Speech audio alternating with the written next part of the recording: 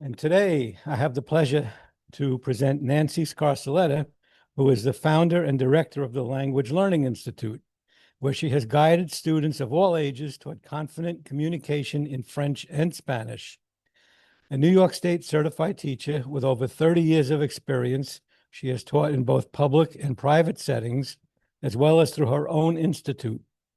Nancy holds a Master's of Arts in French from Middlebury College and completed immersive study in Paris, where she explored language through culture, history, and daily life experiences that continue to shape her work. Over the course of her career, she has developed a distinctive approach to language learning that emphasizes meaning, connection, and the ability to engage in real conversation from the earliest stages. Through her teaching and presentations, Nancy brings together language, culture, and human experience, helping audiences see how communication shapes not only the way we say, but how we understand one another and the world around us. With that, Nancy. Wait. She wants to wave her hands. Oh, okay.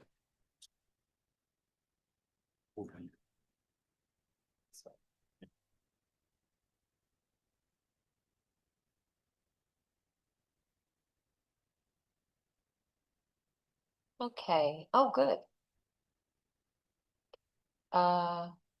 So, yeah. Is your audio turned off? On your... My volume is off. Coming up. Can you hear me? Yeah. Okay, wonderful. Thank you.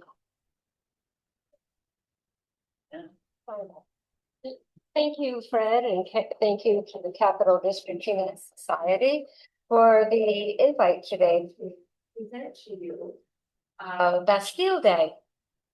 This is a time of revolution, reflection, and the freedom of language. Oh, thank you very much. Oh, thank you. I appreciate it. So before we get started on the history, I'd like to know from you, what comes to your mind when you hear the word Bastille Day? You can just call out. Well, that's awesome. We won't have to play that then. Okay, so we love French. Let's eat cake. What else? Yeah, liberté, égalité, fraternité.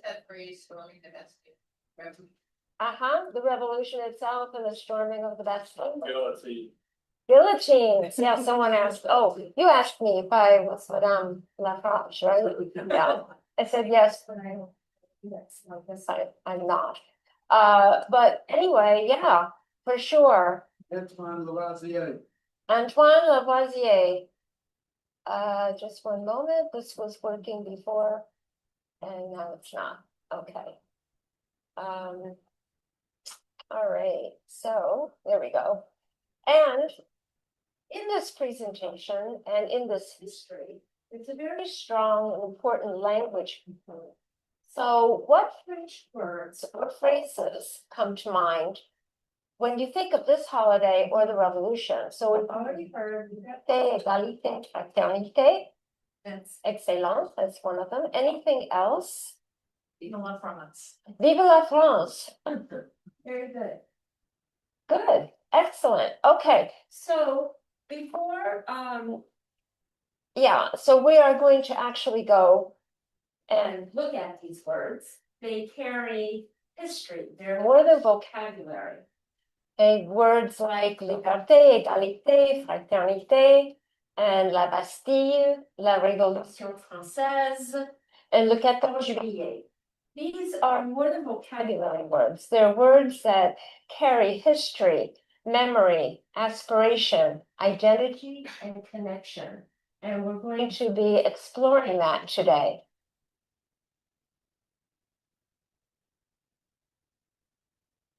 We're going to go from celebration to history. So Tuesday is Le 14, the 14th, July 14th. In France, this day is known as Le 14 juillet, not Bastille Day.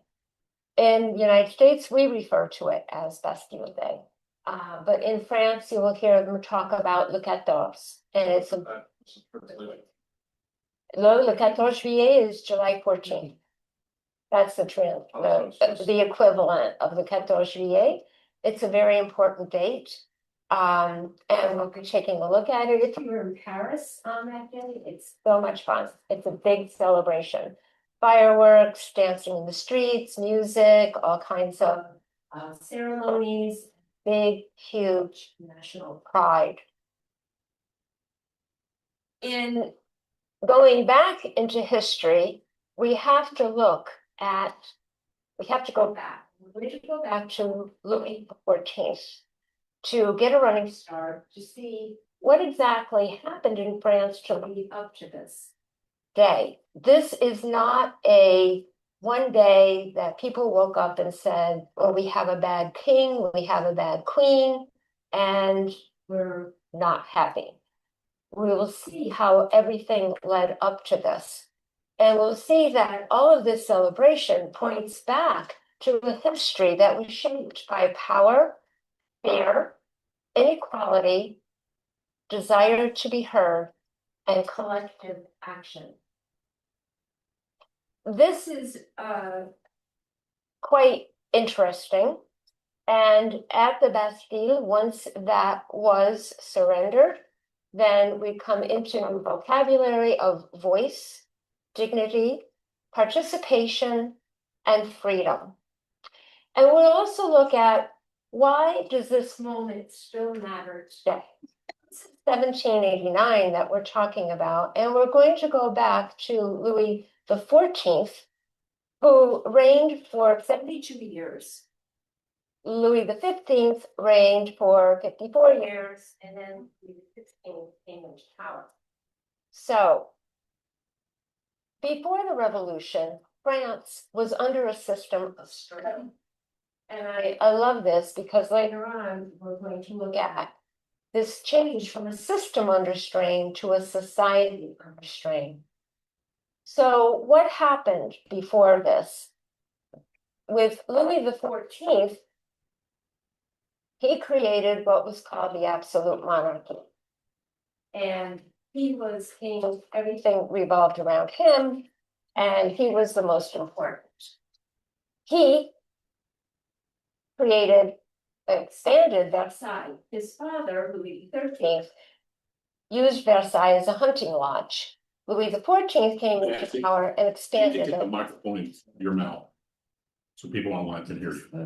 Okay. So you just use the cord, your arm on the side there. Okay, is that better? We'll find out. All right. So Versailles was the hunting lodge originally of his father, Louis XIII. It was small. Louis XIV came in, he expanded it. Look, Versailles is not only a symbol of ceremony and beauty, but it was also a political move. It was very strategic on the part of Louis XIV. He brought all of the nobility there. And he could then have more control over them. They lost their independent power and they became a society of privilege from power from above. So Louis XIV gave them the power to do whatever wished. All of this. Pardon? This sounds very familiar. Yes, I'm sure it will. I would be lying to you if I didn't struggle while putting this presentation together. So yes, and all of this, and Louis XIV wasn't happy just with his domain in France. He wanted to expand his power, therefore had a lot of wars. And so all of this presented to the world a look of grandeur and ceremony and beauty, but behind it, Louis XIV was creating a lot of debt. He reigns for 72 years, and in comes Louis XV, who happens to be the great-grandson of Louis XIV, because Louis XIV outlived all of the men who would have been king after him. He outlived them all. So Louis XV was the next in line. He comes into power and he inherits Louis XIV's debt and he continues it. France looked culturally brilliant during his reign, but behind the scenes, debt was mounting. He knew there was a problem, so he tried to create reform, and people resisted the reform. And in the meantime, there was a growing distrust in the monarchy from the mass. So when Louis XVI came into power, Louis XVI came into power, he inherited this. He did not create it, he inherited it. He inherited all the debt. He inherited unequal taxation, food insecurity, and the society divided by privilege. And the biggest symbol of the society divided by privilege was his wife, who was Marie Antoinette. Marie Antoinette. Where's the cake? Ethnic cake. Look at that. I never said the cake. Right, It's a good. good story. It is a good story. It's a very good story. So Marie Antoinette, she French born? No. No. She was Austrian. Austrian. Mom put all of her offspring all over Europe as head of different countries. Yes. Like Yeah, isn't that, she had 11, I think, didn't she? 16. 16. 16 children, yes. Yes. I Remember Mike? Oh, no. Keep sliding, I know. keep sliding. No. It's a certain way, we just lose, it's funny, it's not. Well, I need to try to keep the mic in front of your mouth. You're doing Okay, I I'll mean, be a nuisance. that's all right, not a problem. I'll try to do that. Okay, so Marie Antoinette, so France and Austria had diplomatic ties. They had diplomatic relations. They weren't the best, they weren't the strongest. So they decided that perhaps this marriage would help strengthen those liaisons. So Marie Antoinette and Louis XVI, they get married, and Marie Antoinette goes to France as the queen. What happened in reality, though, in the imagination or in the minds of the masses, Marie Antoinette was always looked upon as foreign influence, which scared the people, luxury, and being very out of touch with the sufferings of her subjects. Therefore, now, let them take, right. Very young. She was 15. Probably because so was Louis. Louis the 16th, I think, was 19 when and she was probably 15. And you know what, I couldn't have a child for 3 years or 4 years because Louis was, as a young man, was very pious and he really had no clue what he was supposed to do to produce an heir. Oh, that's interesting. Well, I had 6 stories.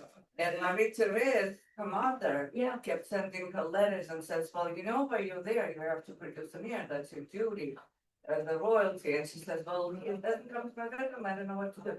So Marie Therese sent her oldest boy, who was Emperor Franz Joseph, Marie Antoinette's oldest brother, to an embassy to Paris as a diplomatic mission.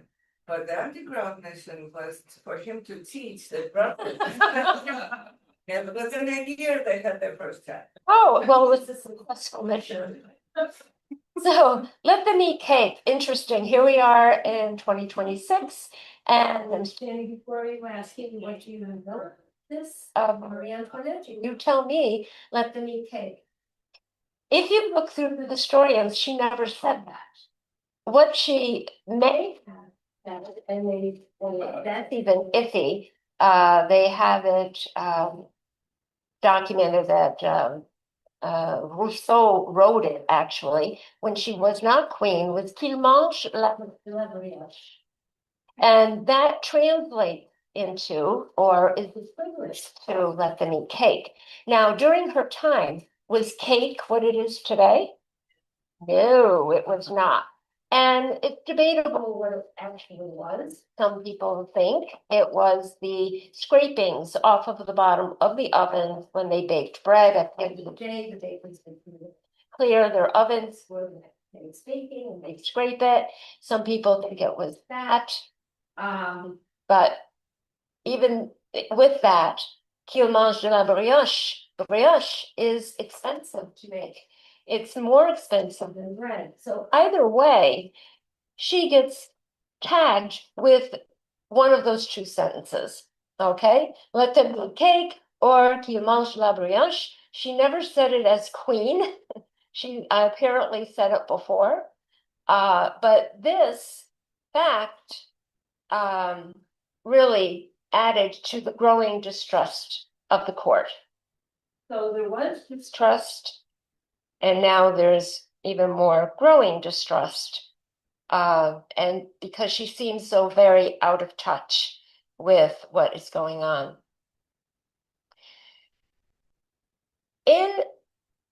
Just one moment, let me get rid of this. Sorry.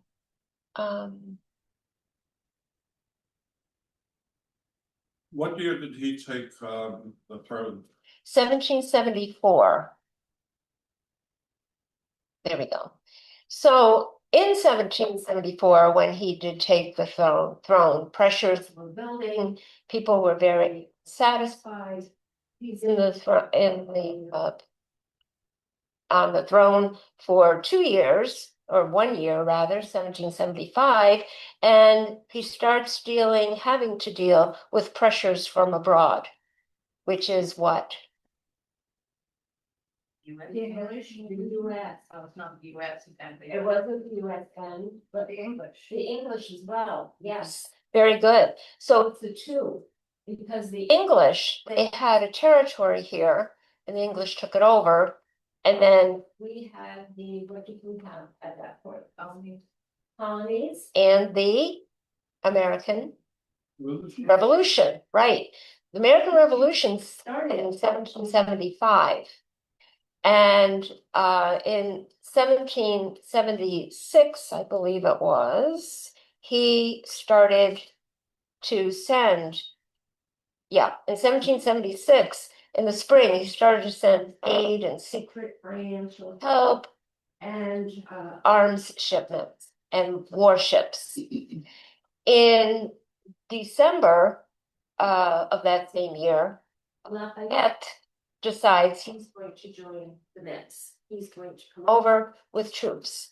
So he arrives in 1777, okay, and in August of 1777, he meets Washington for the first time, August 3rd. So Louis XVI is back home. He's secretly sending money here to help us with our revolution. He has sent warships and all kinds of help for us. What is that doing to his debt? Increasing it, yeah. It's increasing his debt. In the meantime, the people he's sending here are getting exposed to all of these new ideas of liberty, rights, representation, citizenship, and voice. And they say, wow, this could be something that could happen. It's very important to note that the American Revolution did not cause the French Revolution. What it did was it gave vocabulary, a very powerful vocabulary to the ideas and to the remedies that the people needed for what they were dealing with in France.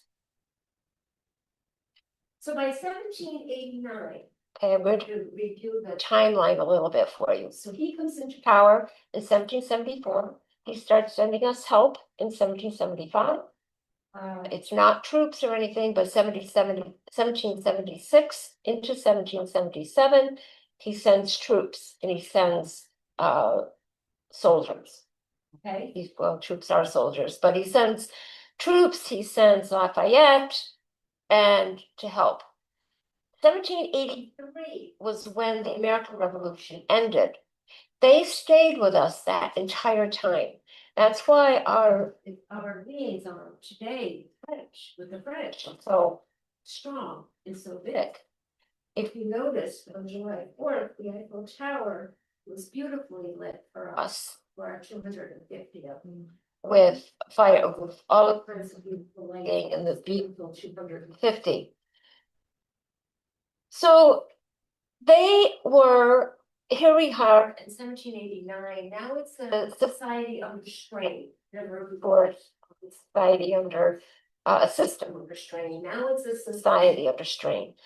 Those soldiers and officers have been back from the American Revolution for 6 years.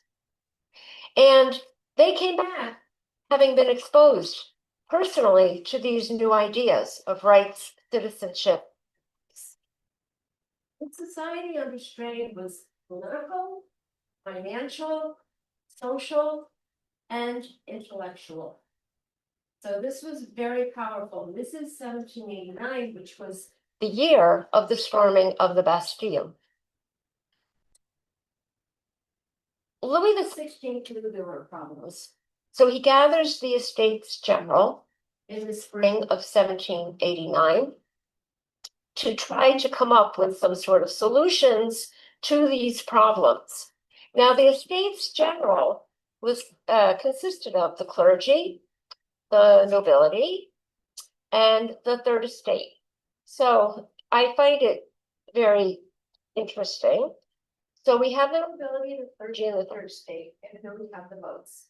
So if we say that each one of those entities has one vote, you have one for nobility, one for clergy, one for the third estate, which was everybody else in France, including the officers, soldiers that came here to help us.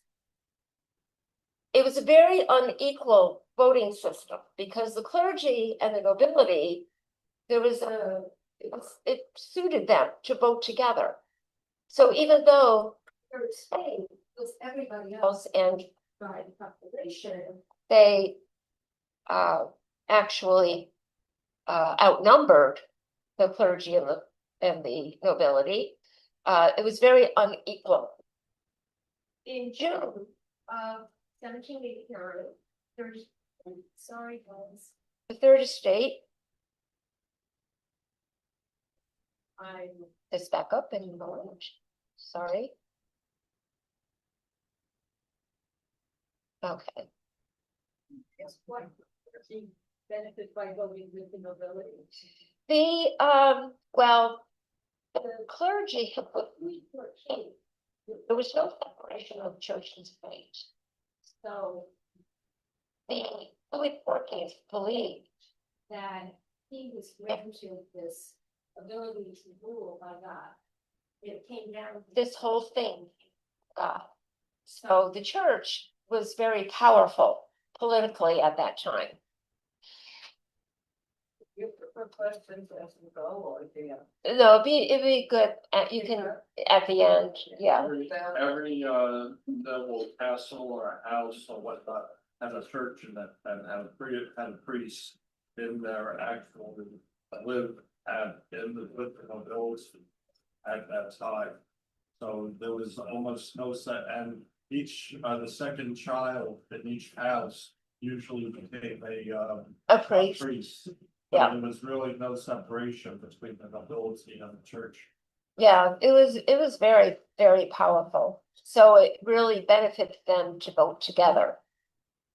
So in June of 1789, the third estate takes a very bold move and they create the National Assembly. And when they do that, now the rest of France has a voice. They have representatives, they have a voice. They can now outvote the clergy and the nobility. Like talking about. Twist the metal arm. Sorry, guys. Since it likes to melt that, yeah, that's what it is. Okay. There, okay, very good. And I apologize to the people on Zoom if you're not hearing me because of this. So they formed the third, and they are very, because they have taken a bold move against an establishment. And they now have a say in the future of France. In the meantime, they are dealing with a Paris that is in fear. Louis XVI senses that the masses are not happy. And what does he do? But he has troops come in and gather in Paris. They are also at the Bastille. We'll get to more of that in a moment. But they're at the Bastille along with Swiss mercenaries protecting it. Rumors are spreading. Bread is and the people are to crack. They were very afraid that King would everything in their power, his power rather, to take down the National Assembly. So out of this fear, they decide to protect themselves. And on the morning of July 14th, they gather and they go to Les Invalides. Les Invalides was created by Louis XIV. Remember, he had tons of wars. He had a lot of wars to extend his power.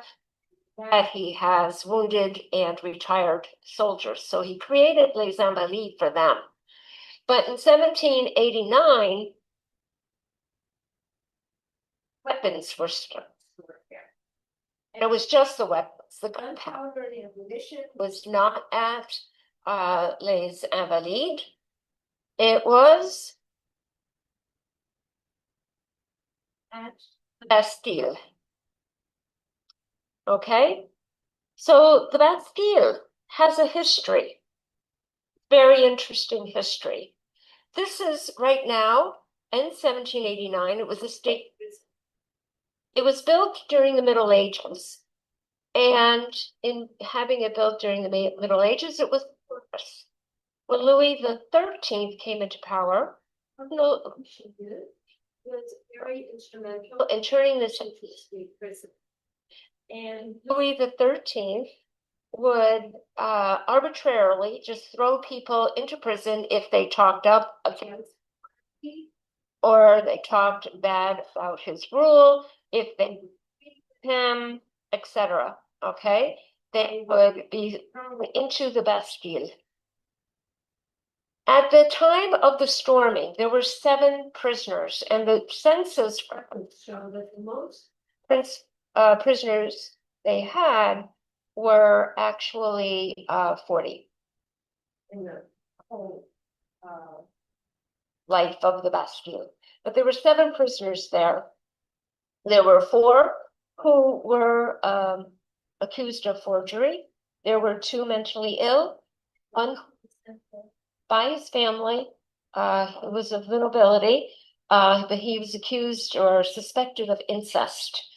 So those were 7 prisoners in the Bastille the day of the storming. But it was a symbol of royal authority, secrecy. Nobody ever knew when they were going to be striking and when who would be ending up in the Bastille. And they're basing this on history, okay, and arbitrary power.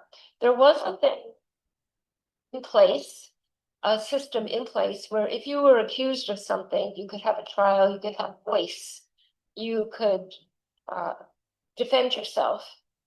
But the king arbitrarily could just say, sorry, that won't apply to you, and you could be thrown into prison. So all of this really was the French people had had enough of this. So when they get to the Bastille, and it's being heavily guarded by the mercenaries and the French troops, they storm it. And this was a very violent, chaotic and frightening storming. They ended up winning, obviously, okay, through a lot of gunshot and I guess there was some sort of negotiation and surrender. And this event became bigger than life because it was a symbol that fell, not a building, it was a symbol that fell. Interestingly enough, they obviously had planned this because on July 15th, the actual demolition of the Bastille started to take place. So they had a contractor all lined up, 800 workers.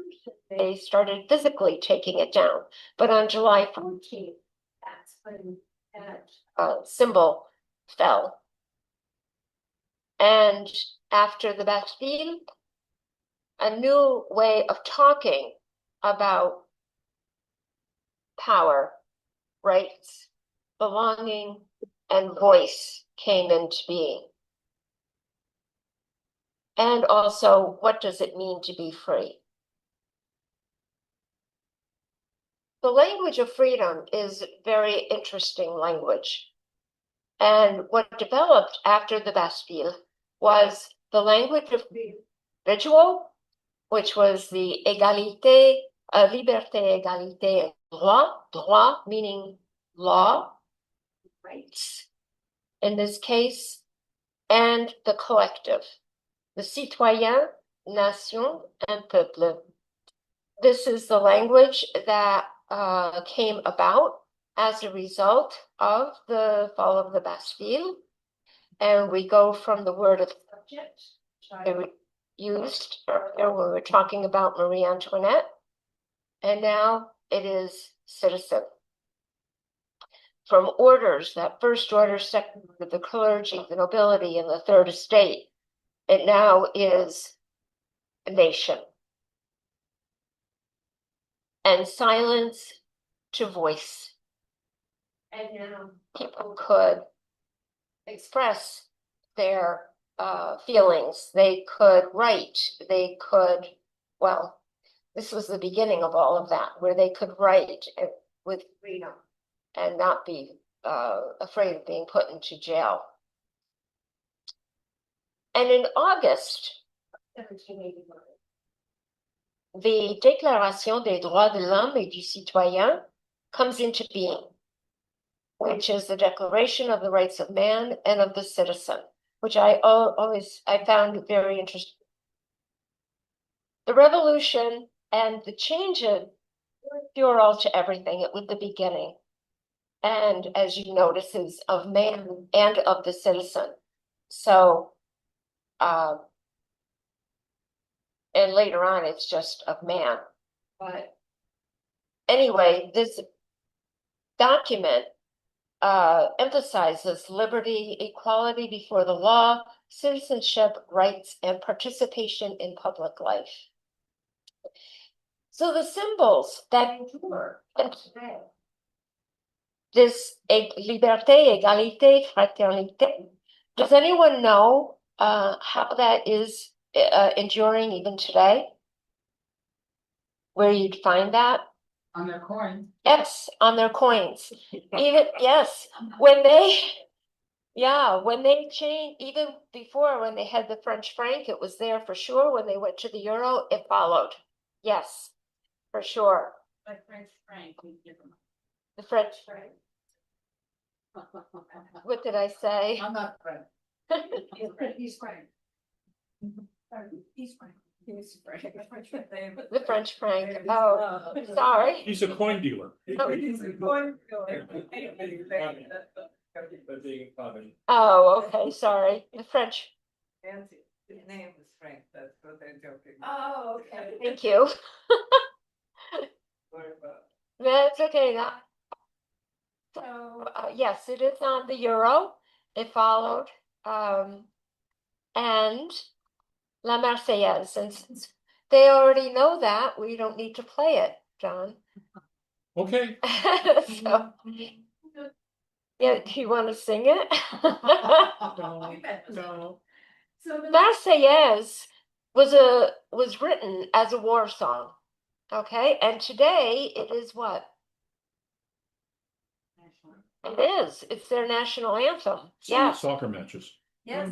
Yes, if you watch, today, if you watch the World Cup, which I don't, I actually tune in every once in a while, but if you do, you will hear the Marseillaise, because France made it to the finals, which is so, Semifinals. oh, semifinal, be exciting. Anyway, but if you look at the words, let's go, children of the Father. Learn has arrived against us, children's bloody flags raised. That's repeated. In the countryside, do you hear the roaring of these fierce soldiers? They come right to our arms to slit the throats of our sons, our friends. Grab your weapons, citizens. Arm your battalions. Let us march, let us march. May impure blood water our fields. This became their national anthem. Even in 1789, these things are still enduring today. And in the beginning, when I was introduced, you saw this. This was actually painted by Eugène Delacroix in 1830. So the French Revolution, the storming of the Bastille was 1789, 1830. The idea of liberty and freedom is still in the forefront of their minds. In English, this is called Liberty Leading Her People. And in French, it's La Liberté guidant le peuple. Now, for me, when I hear guidant, it has a different kind of nuance to it from leading. It's like she's guiding the people. And the people, it's coming from within. Remember, we just saw the individual, the knowledge, the power of the individual. It's coming from them. So she's just guiding them. She's telling them, come on, this way, let's go. She is also, excuse me, the symbol of the Republic. You may have heard of Marianne, but that's one of the first Marianne that existed in public view. She is not real. She's a figment of their, she's a personification of their imagination of liberty. And she herself, the head, is on the Queen's in Europe as well. But the idea that these symbols still endure today is quite something. That's the power of the storming of the Bastille. So the 14 juillet, which is Tuesday, okay, we are le 12 juillet, which is the 12th of July today. Le 14 juillet, we're going to imagine we're in Paris. It's pretty exciting. I had the privilege of being there on the 14 at one point in my life. And there are fireworks that are magnificent, concerts, gatherings, ceremonies, a shared national identity, dancing in the streets, in the Place de la Bastille. Right now, of course, the building's not there. There is a big monument right in the Place de la Bastille. There's dancing there, and that's how that is celebrated. They made a subway station. They made it, So yes. there is a big subway. That's true, there is. By state, everywhere you go, you have to change over. At the Place de la Bastille, there you go. So you're constantly being reminded, which is not a bad thing if you think about the good that came of it. Yeah, so that is, so we have the celebration, and with every national celebration, even with ours, 4th of July, there is memory and there's reflection. And in looking at the memory, this is when voice came into power. Now people could protest, gather, they could write, they could use their voice to influence the direction of France. their dignity was restored, okay? Citizenship and participation. That was a big deal to be able to participate. So in freedom, we have the personal and we have the collective. So in the personal, we have the ability to think, to speak, to choose, to learn, to question, to grow. And we need all of that to have a healthy collective, which then is able to participate, be heard, live in dignity, and belong to a community greater than themselves. And the questions we carry forward, questions that were asked all those years ago when they came up with the Déclaration des droits, is who has a voice? Who is included? What does dignity require? And what responsibilities come with freedom? So when you're under the absolute monarchy and the monarch is just telling you what to do, and you have no freedom, and your responsibilities just to answer to him. But when you have freedom, you have responsibilities that are different. So language and voice. For me, language is more than vocabulary and grammar. Language is a way of expressing your thoughts, feelings, sorrow, joy, conflict, and it's a way of resolving. You enter a culture, and when you do culture, you gain an understanding of a world outside of yourself. And voice. To be able to speak with confidence. So at the Language Learning Institute, we teach language. We teach French, Spanish, and English for effective communication. But we teach more than grammar. We don't teach actually in the beginners. We really say we're going to call things actions instead of verbs, et cetera, because the main emphasis is on speaking and being able to express and being able to connect with another culture. And think about it, if somebody came up to you and said, what would you think? And you have no idea what they were saying. So we work with, all of us work with students to gain confidence, to be able to speak confidently. And I'd like to take this opportunity to tell you that in the back corner, we have some French language and cultural resources. Some you may find interesting. Newsletter sign up, and also what we offer at the Language Learning Institute.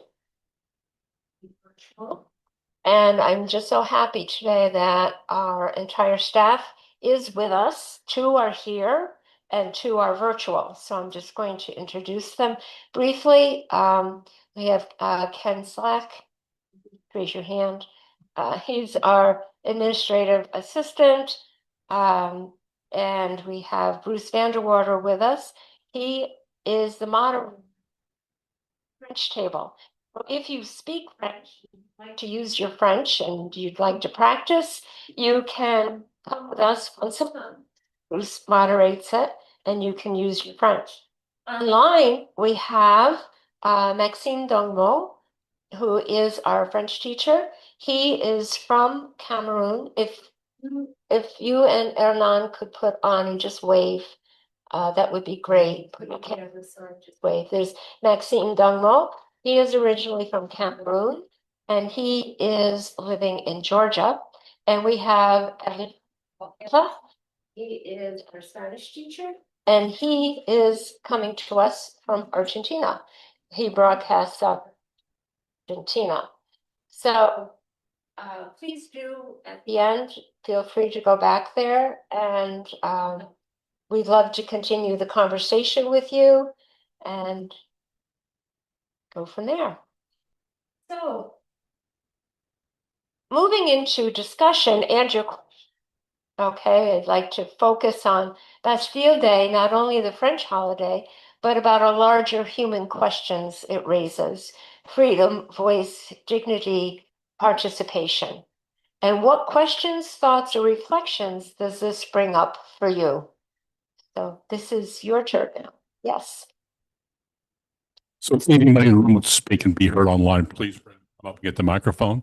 I will point out that Bastille Day is when France plays Spain in the semifinal game in the World Cup. Hi. And what? France is playing Spain in a semifinal game in the World Cup. On Bastille Day, on the 14th. Oh. Oh, Oh. so pick her out. Hi, thank you very much. Wonderful talk. I'm Alan. I actually got a historical question. Oh. So Bastille Day was actually the beginning. How long did the revolution last? The actual fighting and till all the heads rolled. And, and then the second question was, they're actually then Napoleon had he declared himself emperor, so it really wasn't a free country until after Napoleon. So just give us a couple of thoughts on what happened with the whole Napoleon thing. Now, Napoleon just took the crown and put it on himself. He was very impatient. That was kind of funny. So when you have any kind of revolution, something new, the monarchy, and I'll address the second question first because I'm not, I don't have the exact date of the end of the French Revolution. Does anyone, 1799, 1799 is when it ended? one would say. Okay, one would say. Some would say. Some would say. Okay. So change happens slowly. And as I had mentioned earlier, that the storming of the Bastille was the beginning of the revolution. It didn't solve it. It was a start. It was the language. And even today, history in our own lives, we can see how long it took for certain things to happen. It doesn't happen overnight because you have attitudes that need to grow and they need to come around to the new ideas. So yeah, Napoleon did a lot of good for the country. And he did do a lot of good that pushed everything forward. But until then, it was a very big struggle. There was another revolution in 1830, and that's where that one painting came into being. So 1789 was the beginning. It was the beginning of the end of one era and the beginning of a new era. And you have, in order to have a free society, people need to be educated to it.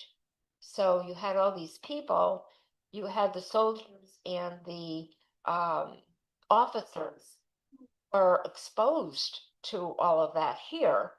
The words of freedom and voice and all of that, they go back to France, but then how do you live it? So all of that takes a lot of time. When did they start actually celebrating Bastille Day or what's the July as a holiday? As a holiday? Well, I think they started, I don't have the precise information on that, but I know they celebrated the next day by tearing it down. They tore it down. There is a monument there. The king, by the way, when he assessed everything and all the finances, he felt that tearing down the Bastille would be a really good way to cut budget because it was being so heavily armed. But the importance that the people did it and not the king that was really the gem, because it really, then the people took the power back at that point, or took the power. Because up until that point, they had been under a monarchy. Yes, Microphone. and then, May I suggest that the beginning of the revolution was not actually the Bastille Day, but rather an episode that you didn't mention, and that was the tennis court oath.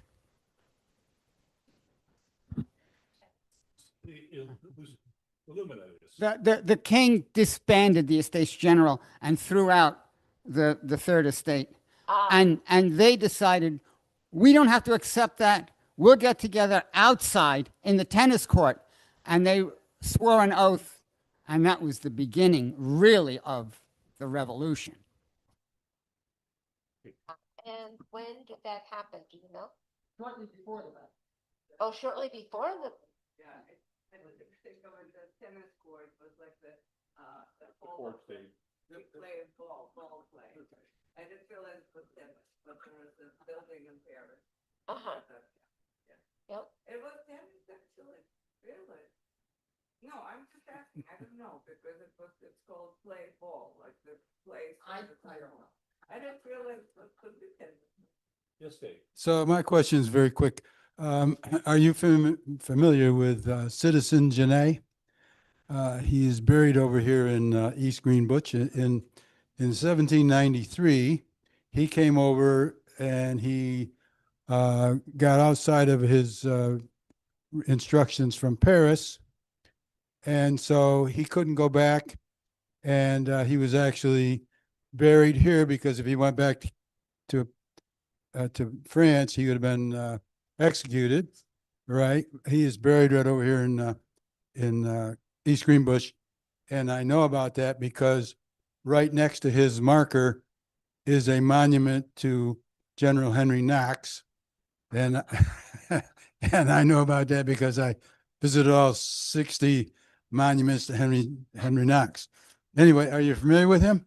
I am not, no. Okay. The, Okay. I think that's excellent. I think that's wonderful. I did concentrate on that's. Right, okay. But Incidentally, I think his sister or mother or something was the teacher of Marie Antoinette's kids or something like that. And there was a display at the Institute of Art and History in Albany about him and his sister and so on, that I discovered the same day by visiting that later in that day after I was visiting those monuments. Anyway. Thank you.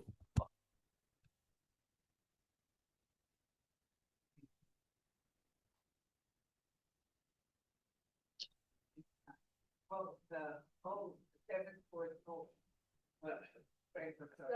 we had, Before the started. right, so their fears had already been, Yes. their fears had already been Oh, realized. that's the thing. Their fears had already been realized then, that the king would step in and try to disband their, yeah. Can I make one comment? It's Sure. sort of a comment. It was new to me. Maybe anybody else would be interested. Don and I saw a play about the American Revolution a few weeks ago, and about Battle of Saratoga, actually. Uh-huh. And I thought I knew quite a bit about that part of history, but I was very impressed that one of the pivotal characters from France, who was instrumental in sending illegal donations and money and troops, and in fact paid or created the uniforms for the American Revolutionary Army, was Beaumarchais, which I never heard about. Beaumarchais, if you are interested, he had an incredible life story. He was the author of The Barber of Seville, among other things. He was a playwright, the French playwright, but he was a diplomat, and he was I just learned so much about him after that play. So at the time of the American Revolutionary War, he was a businessman and he was connected to the court. So Ah. he had the secret mission from the French king to support the American Revolutionary Army, which is like so bizarre. Yeah. Monarchy supporting a revolution. So, but Right, and he, it came back to bite him. and it did come back to bite. You're absolutely right, Yeah. but I had no idea. So if you've ever heard the Barber of Seville, this is the guy. And it's just a fascinating story. Thank That you is a very much. Fascinating story. Thank you for sharing. Anyone else? Well, I thank you very much. Thank you much for today, Nancy. I do appreciate all you did, all your effort. It's a great presentation. So when you all are watching the World Cup game Thursday and you hear them singing the French national anthem, you'll know the words. And please, on your way out, don't forget to stop by, take for everybody, if you're interested. Thank you for this. Thank you all. Patient with you.